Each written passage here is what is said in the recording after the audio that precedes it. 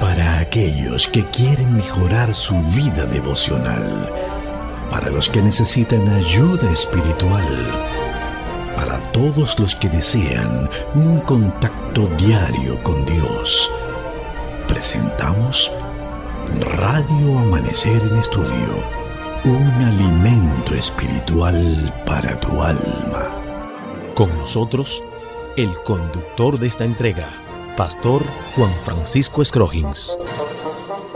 Amigos, avanzamos en esta semana. Vamos a continuar analizando los diferentes tópicos de la lección número 9 que estamos estudiando, cuyo título general es Controversias en Jerusalén.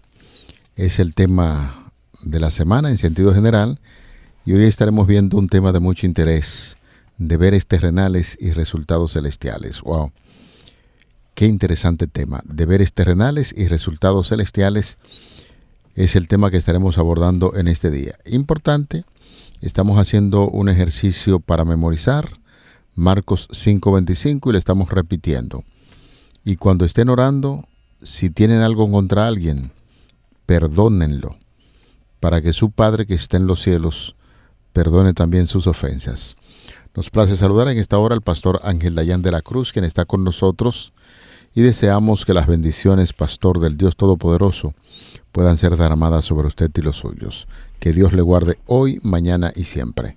Amén.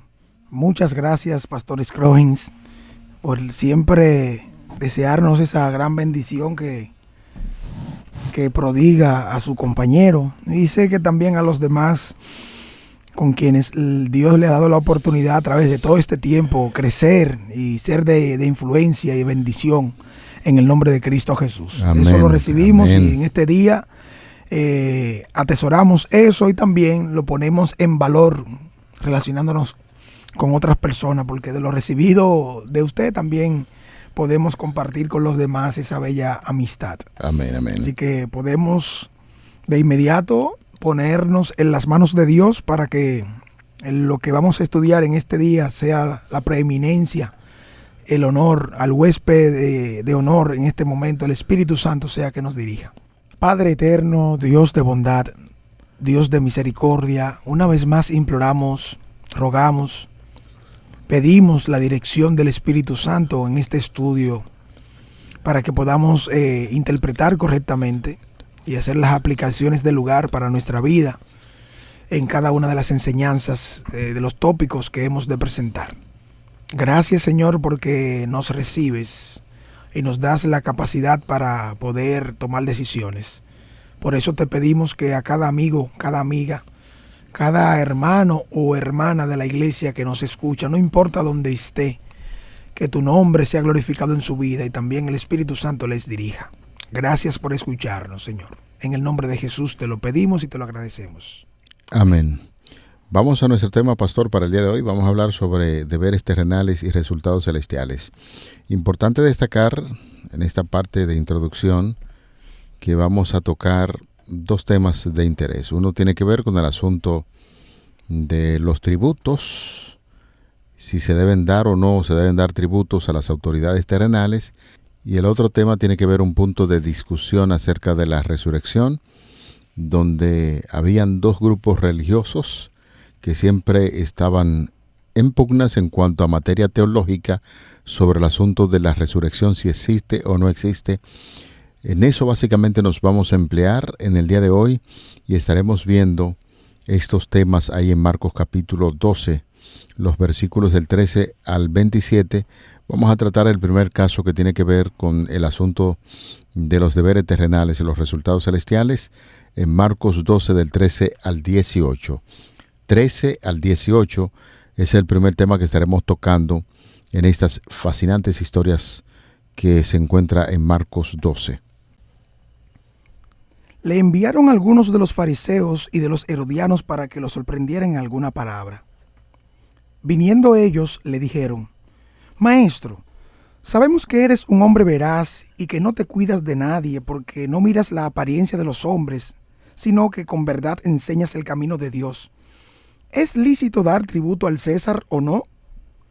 ¿Daremos o no daremos? Pero él, percibiendo la hipocresía de ellos, les dijo: ¿por qué me tentáis? Traedme un denario para que lo vea.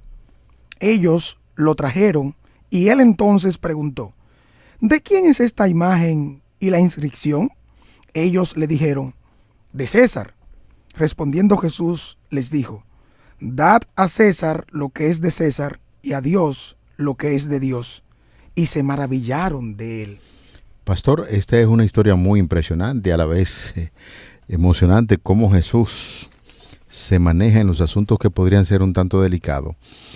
Decimos que es tanto delicado porque usted sabe que existían básicamente dos tendencias religiosas en aquel entonces. Habían muchas clases sociales, pero donde había cierto tema de contradicción entre los fariseos y los saduceos desde la posición misma que ocupaban como sumo sacerdote, donde los sumos sacerdotes mayormente venían de los saduceos y tenían creencias diferentes. Los fariseos eran gente muy rescatada, gente que guardaban mandamientos, no se alineaban fácilmente con el César, el gobierno, y los saduceos sí tenían como esa tendencia tan fácil de alinearse con la gente del gobierno, con Herodes. Y llama poderosamente la atención en esta fase inicial de la lectura que usted compartió con nosotros, donde dice que estos fariseos, que por los estudios ya sabemos, eran muy cuidadosos para amistarse con la gente de gobierno. Fíjese lo que dice el texto bíblico, que esos fariseos estaban asociados con los herodianos, es decir, la guardia del templo. Vamos a ver cómo entrampamos a ese señor, y hacían cualquier cosa, hasta ir en contradicción con sus propios principios, porque ellos no querían saber de los herodianos. Sin embargo, para ese tipo de... Aquí, esta gente de gobierno de Herodes, ellos agarran a los herodianos, se asocian con ellos, dicen, vamos a ver cómo entrampamos a Jesús y qué tema. Porque ahí estaban la gente de gobierno, estaban los religiosos, los fariseos. ¿Y cuál fue el tema? El asunto de los tributos, de los impuestos. Miren, si hay un problema en el cual un ser humano, un ciudadano se quiere meter en cualquier parte del mundo, tiene que ver con la recolección o el pago de los impuestos. Cuando usted quiere atentar contra una nación, específicamente Estados Unidos o cualquier otro lugar, aquí en nuestro país, República Dominicana, mire, usted se puede librar de cualquier cosa, pero del pago de los impuestos, mire, lo que implica eso legalmente no quiere usted saber.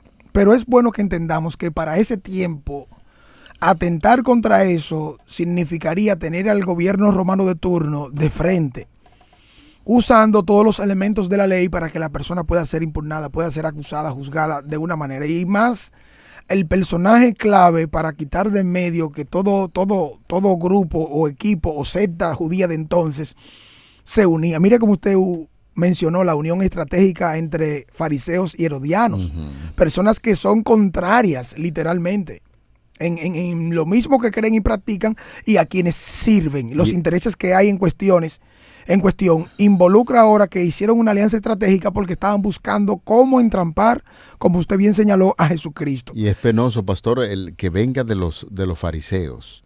Si uno dice de los saduceos, dice, está bien, porque los saduceos tenían mucha facilidad de asociarse con el gobierno para reclamar las bendiciones que de parte de Herodes se le daba a esa comunidad religiosa, pero los fariseos eran separatistas. Así es. Sabemos que los fariseos eran gente que cumplía con el gobierno y no querían saber de los gentiles. Sin embargo, da pena cómo algunos religiosos se asocian en este sentido para entrampar a Jesucristo, y las expresiones que utilizan con cierto halago sobre la persona de Jesús en la conversación le dicen, maestro, sabemos que tú eres un hombre claro, transparente, que dice las cosas como son. Eso se llama adulación. Sí. En palabra de un profesor mío sería sobalevismo, que es el arte de la adulación. Lo estaban adulando ahí, pero Jesús conocía las intenciones que hay, tanto de los herodianos como de los fariseos. Y entonces dice el texto bíblico que ellos, después de ese elogio, le preguntan, ¿es lícito dar tributo a César o no? ¿Daremos o no daremos el tributo? ¿Cuál fue la reacción de Jesús? Bueno, Jesús utilizó de una manera sabia y muy entendida la moneda que tiene una inscripción del César, precisamente porque es el gobernante, o es a quien representa, o más bien quien organiza y dirige la sociedad, constituido, establecido por ley. Y tenemos también lo que significa la parte religiosa, que es la que domina y dirige el ser humano en todo el sentido. Ahora, y que Jesús entendía que ellos le estaban hablando con hipocresía. Porque también eso buscaba la manera de si se pone de un lado, ya sabemos que tiene de frente al gobierno. Uh-huh. Si se pone de otro lado, ya sabemos entonces que este hombre no guarda la ley de Dios, o infringe, o transgrede, o motiva de una u otra manera que se cumpla con los hombres, no se cumpla con Dios. Entonces, con esta declaración, dad al César lo que es del César y a Dios lo que es de Dios, está diciendo, miren, estas dos cosas no se mezclan. Usted tiene que cumplir con su deber ciudadano. Eso es importante, eso. Uh-huh. Y lo que está puesto por ley, ellos lo entendían muy bien. Pues, porque lo que querían era entrampar a Jesús. Ahora, a Dios lo que es de Dios involucra, usted no puede poner por encima de Dios los asuntos ciudadanos del hombre, porque ya Dios ha dicho qué hacer, y lo que Dios ha dicho para que se haga no es contrario a usted ser irresponsable con el pago de los impuestos. No es contrario a que usted, porque Dios dice no robarás, y el principio que hay detrás de no robar significa no tomar lo que es ajeno, y lo que no es suyo es de otra persona. Independientemente de cómo sean los impuestos, a mí realmente, como a muchas personas quizás van a decir, bueno, pero es que los impuestos están muy elevados. A mí no me interesa pagar los impuestos, pero más que interesarme a mí como tal, uno tiene que cumplir con el deber ciudadano, porque claro, es lo que Jesús está estableciendo aquí. Ahí no hay ninguna ley divina que esté transgredida con el pago de esos impuestos. Los tributos que son para el César deben ser para el César, pero recuerden, nosotros aconsejamos lo que decía Pedro, siempre que las leyes, las exigencias de los gobiernos no estén en contradicción con los asuntos celestiales, la ley divina. Entonces usted tiene que decidir, como decía Pedro, es mejor menester obedecer a Dios antes que los hombres, pero aquí no está en peligro el asunto de la adoración de las cosas celestiales, y por eso Jesús de manera muy sabia pudo aconsejar la moneda de la cara de quién es, de César. Pues entonces dé el tributo a César y a Dios lo que es de Dios. E interesante entonces la reacción que hubo en ese lugar, y luego la reacción que hay entre las gentes que están involucrados. Se dieron cuenta que Jesús respondió de manera correcta, y eso es lo que debe ser cada ciudadano del reino de los cielos. Dar a César lo que es de César y a Dios lo que es de Dios. Nunca descuide lo que tiene que ver con la adoración a Dios por estar afanoso tratando de cumplir elementos terrenales que quizás podrían ir en contradicción de lo que enseña la palabra de Dios. No, y que finalmente sabemos que lo que hay detrás es una intención maliciosa. No es que venga una aclaración porque se tiene ignorancia o desconocimiento en lo que tiene que ver con los tributos y el tipo de impuestos. Si hay alguien que sabe de la responsabilidad que tiene en relación con el pago de impuestos, tributos, son los religiosos, porque ellos siempre estaban en pugna buscando de una u otra manera cómo aquellas cosas pueden ser contrarias o pueden afectar la fe, o lo que implica directamente la parte económica, la parte financiera de la responsabilidad que ellos tienen en la iglesia, o más bien dirigiendo la comunidad. Hay una parte financiera, pastor, ahí en la administración y los asuntos del templo que es desconocida para el que no es miembro, el que no es parte de la congregación. Es desconocida porque no sabe cómo se administra. Ahora, conocer la parte mía y lo que tiene que ver con la nación es algo de vital importancia para el que dirige, y para ellos no es una excusa, o no es un punto de ignorancia que se debe tomar en cuenta como algo tan sencillo como lo estamos viendo. Veamos el caso. Pastor, iniciamos con el grupo de los fariseos. ¿Acompañado de quién? Ahora los saduceos. De los herodianos. Herodianos en este caso. De los herodianos, fariseos y herodianos. Pero hay un grupo que también estaba presente ahí. Recuerde que al principio estábamos diciendo que había una pugna entre quiénes deben ocupar la posición del templo, quiénes iban a ocupar el sacerdocio. Los saduceos eran personas que vestían bien, eran de el ala aristocrática de la los clase religiosos. gobernante.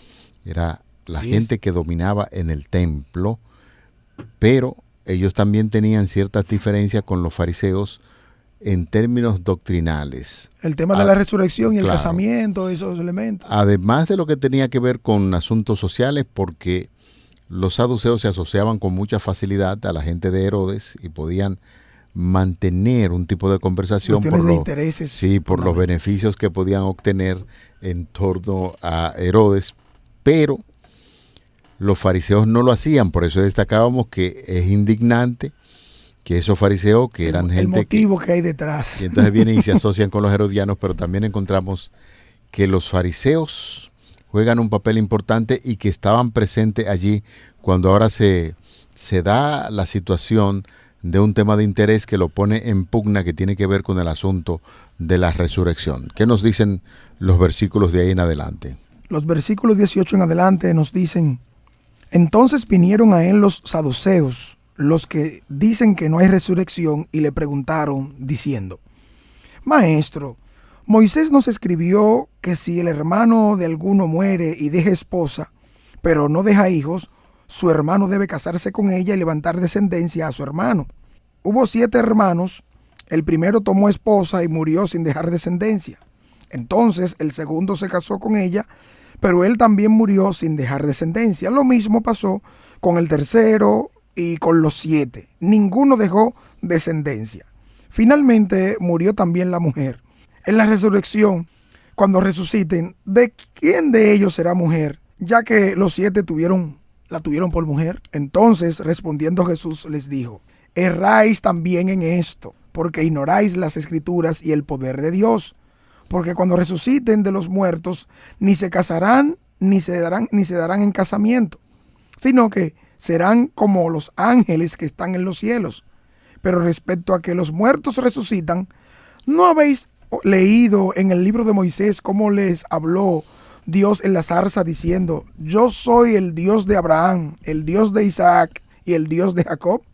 Dios no es Dios de muertos, sino Dios de vivos. Así que vosotros muchos erráis. Bueno, aquí es un texto muy interesante, porque ahora Jesús, sabiendo que hay 2 grupos, unos que creen en la resurrección, otros que no creen, y ahora entran en cuadro los saduceos queriendo tentar a Jesucristo también para tomarle en su palabra, porque la misión tanto de los fariseos y de los saduceos, no tanto de los herodianos, porque los herodianos formaban parte de gobierno, pero los fariseos y los saduceos se unen ahora para tentar a Jesús, aunque tenían diferencias muy marcadas.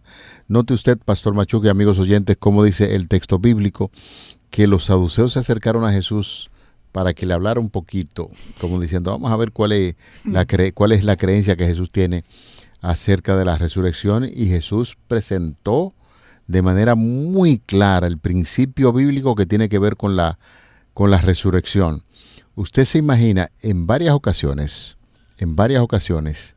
Jesús tenía que enfrentar a estos grupos que se unían para tentarle, y cosa maravillosa también que el apóstol Pablo en una ocasión, cuando sentía que había grupos de fariseos y saduceos, como los fariseos eran un grupo mayoritario, dijo: déjame hablar acerca de lo que dice la Escritura, y presentó el tema a favor de la resurrección, que es lo que presenta las Sagradas Escrituras. Y en este caso, Jesús, reconociendo que estos 2 grupos estaban allí, ni se dejó entrampar de los fariseos, ni tampoco se dejó entrampar de los saduceos, y presentó de manera clara lo que Moisés establece acerca de la resurrección, y habló que sí, que la resurrección es real. ¿Y qué le parece a usted? ¿Qué opinión le puede decir acerca de este suceso, y especialmente con este caso de los hermanos cuando murieron en el cielo? La mujer, ¿con cuál de estos hermanos se iba a quedar? Noten ustedes que el interés de ellos es desacreditar específicamente la creencia, lo que dice la ley, porque los saduceos solo creen en los 5 libros de Moisés. Los demás elementos ellos los dejan fuera en relación con esa temática en cuestión. Ahora, cuando vemos la pregunta que gira en torno a la resurrección, la misma respuesta de Jesús citándole la Escritura. Y no solo la Escritura, citándole a Moisés, en lo que ellos creen, ¿no? Específicamente ahí en el capítulo 25, versículos 5 al 10, en lo que ellos creen. O sea, le puntualiza en la misma creencia, en la misma lectura que hacen, cómo interpretan la Escritura. Y la respuesta de Jesús fue muy acertada, puesto que no está concentrado en el efecto de que si se resucitan o no, sino que Dios por encima de eso no está limitado a la muerte, no está limitado a lo que pase con el ser humano, sino que es trascendente a esa realidad de la muerte, y sobre todo la resurrección garantiza y dice que Dios está por encima de todo. La cara de los saduceos cuando Jesús le dijo: ustedes son ignorantes. Ustedes dicen que creen en los libros de Moisés, pero el mismo Moisés es el habla que dice de esto, que Dios no es Dios de muertos, sino Dios de vivos. Claro. Entonces esto implica que Jesús habló en forma clara, cortante, y le dio a entender a ellos que estaban ignorando principios básicos de las Sagradas Escrituras que tienen que ver con la resurrección. Y este punto, pastor, nos lleva a comentar algo en la actualidad. Hay personas que están muy preocupadas si en la tierra nueva habrá matrimonio o no. Jesús planteó algo muy claro. Yo me limito a lo que dice la Biblia. La Biblia dice que en el cielo no existirá el matrimonio. Y la tierra renovada no será un reflejo del cielo. Claro está. Y entonces, ¿por qué yo tengo que ocuparme y preocuparme tanto de si en la tierra nueva habrá matrimonio o no? Jesús planteó de manera muy clara que en el cielo no habrá matrimonio, y repito, para este servidor, pienso que el cielo, la tierra será una proyección de lo que va a acontecer en el cielo, y habrá placeres más grandes que lo que significa estar casado. Por eso Jesús habló de manera muy clara. La ocupación que nosotros debemos tener en esta tierra es saber que Jesús resucitó, que va a haber una resurrección, y que si nosotros estamos en el cielo estaremos gozando la eternidad con Cristo. No, y que es bueno que se entienda que la idea del milenio en el cielo y luego vivir por siempre en la tierra nueva, la agenda de la tierra nueva, lo que va a ocurrir en la tierra nueva, no tiene que ver con una proyección, un pensamiento mortificador de lo que yo estoy pasando ahora aquí en la tierra afectado por el pecado. La relación matrimonial fue establecida por Dios, y Dios la estableció desde el principio con la idea de que el deleite, la procreación, la coinonía, el núcleo familiar es la base de la sociedad. Ahora bien, imagínense ya lo que Dios va a permitir y va a hacer cuando ya sea eliminado el pecado, cuando ya la Nueva Jerusalén se convierta y se establezca en la tierra nueva, y ya no haya más preocupación ni maldad en el concepto del pecado que nosotros manejamos y dominamos. Eso se dejó bien en claro. En el cielo no habrá matrimonio. Ahí esa no será la preocupación de que si fue con este que se casó. No, ese no es el problema. Esa no es la situación que vamos a afrontar. Ahí quedó. La respuesta de Jesús fue muy clara. Por lo tanto, la Escritura en la defensa de la resurrección que presenta Jesús, conforme cita lo relacionado con el Éxodo, y donde Dios dice que Él es Dios de Abraham, es Dios de Isaac, es Dios de Jacob, Jesús da claramente que Dios no es un Dios de muertos, y que no tiene problema con respecto a que sus hijos, a través de las edades, los que murieron en Él, serán resucitados para vida eterna. Y lo que me anima y motiva ante ciertas inquietudes que tienen algunas personas de si voy a conocer o no a mi esposa, a mis hijos, etcétera, cosas como esa, lo grande que se manifiesta aquí en este texto es que después de la resurrección, cuando se esté gozando la eternidad con Cristo, todos seremos una gran familia, que nos conoceré al pastor Machuca con su familia. Todos nos vamos a conocer y tendremos deleites mucho más grandes que el deleite que produce estar casado y con una familia, porque ya es una gran familia, la familia de Dios, la familia celestial. Yo pienso que a veces sacar tanto tiempo en temas a veces que son un poquito estéril, que quizás no van a producir el fruto que nosotros esperamos, que debemos detenernos a pensar que todos viviremos como una gran familia de Dios, una familia del reino de los cielos que estaremos compartiendo con los ángeles y estaremos compartiendo con familias de todas las edades y familias de otros mundos que nunca conocieron el pecado. Por eso la eternidad, para disfrutar y aprender de esos grandes temas que tiene la eternidad, y a eso yo aspiro. Es el anhelo de este servidor, encontrarme con mis seres queridos que murieron, pero que murieron en el Señor, y que todos tendremos la oportunidad de pertenecer ahora a una gran familia donde participaremos juntos de esas grandes bendiciones que Dios tiene para sus hijos. Sin duda alguna, lo que está en cuestión aquí, de manera directa, es lo relacionado con el poder de Dios. Porque la no creencia en la resurrección de los muertos, la no aceptación del poder de Dios para transformar ahora cualquier miembro de la familia en su diferencia, en sus diferentes situaciones, es cuestionar directamente al mismo Dios, porque nos lleva a omitir lo que la misma palabra ya estableció. Dios estableció el matrimonio y ahora podemos elegir el compañero de vida que ha de seguir junto, que nos permitirá desarrollar y procrear una familia que glorifique el nombre de Dios aquí y ahora.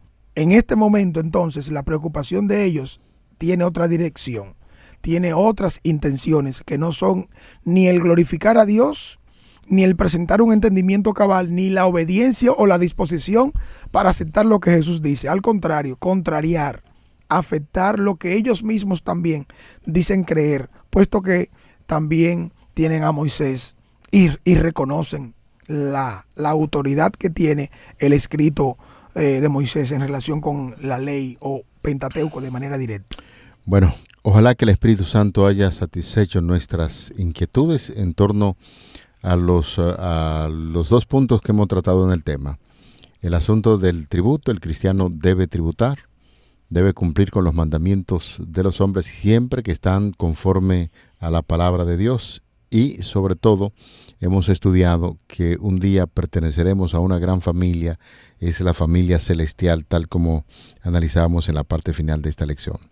Padre, gracias por tus bondades, gracias por esta lección que acaba de concluir, que todo el contenido nos ayuda a crecer juntos y saber que tenemos como meta común pertenecer a esa gran familia del reino de los cielos. Por Jesús. Amén. Amén. Para aquellos que quieren mejorar su vida devocional, para los que necesitan ayuda espiritual, para todos los que desean un contacto diario con Dios, hemos presentado Radio Amanecer en Estudio, un alimento espiritual para tu alma.